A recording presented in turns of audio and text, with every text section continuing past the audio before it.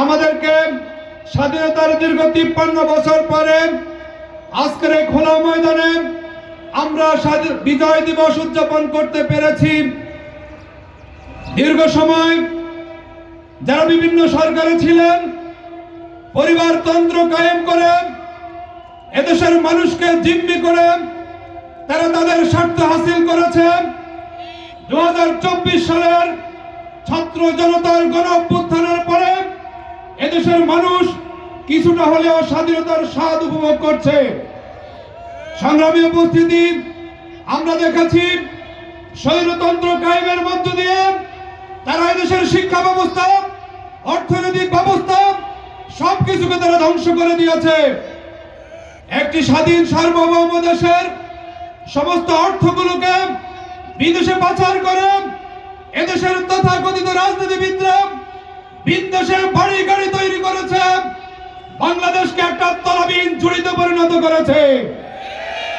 এদেশের মানুষ বিভিন্ন রাজনৈতিক দলের ক্ষমতার মস্তুতে দেখেছে লুট, সন্ত্রাসী, চাঁদাবাজি, টেন্ডারবাজিতে মানুষ অতিষ্ঠ হয়ে গিয়েছে।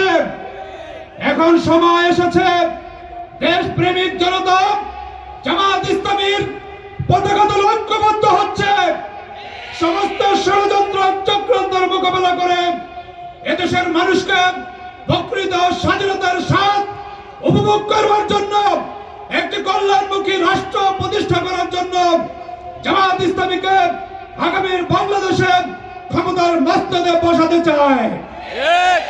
সংগ্রামী উপস্থিতি, ছাত্র জনতার যেই রক্তের বিনিময়ে আমরা স্বাধীনতা আবার অর্জন করেছি, আজকের এই মাঠে দাঁড়িয়ে কথা বলতে পারছি, এই স্বাধীনতাকে নস্যাৎ করে দেওয়ার জন্য আমাদের প্রতিবেশী দেশে স্বৈর শাসক খুনি শেখ হাসিনা তার নেতৃবৃন্দকে নিয়ে এদেশকে নিয়ে ষড়যন্ত্র আবার শুরু করেছে। তাদের কিছু দোসর তাদেরকে আশ্রয় প্রশ্রয় দেওয়ার চক্রান্ত করছে। আমরা বলতে চাই, যে দেশের ছাত্র জনতা বুক পেতে দিয়ে জীবন দিতে চায়, তাদেরকে কোন ষড়যন্ত্র চক্রান্ত করে আর পরাজিত করা যাবে না ইনশাআল্লাহ।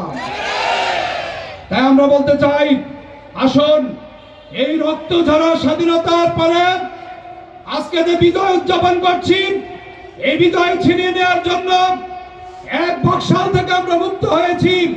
আর কোন বাকশাল দ্বারা এদেশের গাড়ে চেপে না বসে আমাদেরকে সজাগ সচেতন থাকতে হবে। আগামীর সমস্ত ষড়যন্ত্র চক্রান্তের মোকাবেলায় এদেশের জনগণকে সাথে নিয়ে জামাত ইসলামীর সমস্ত নেতা কর্মীরা ঐক্যবদ্ধ থেকে স্বাধীনতার সার্বভৌমত্ব রক্ষা করার জন্য অতন্ত্রী প্রহরীর ভূমিকা পালন করার উদাত্ত আহ্বান জানিয়ে আমি আমার বক্তব্য শেষ করছি। আল্লাহ হাফেজ। আসসালামু আলাইকুম।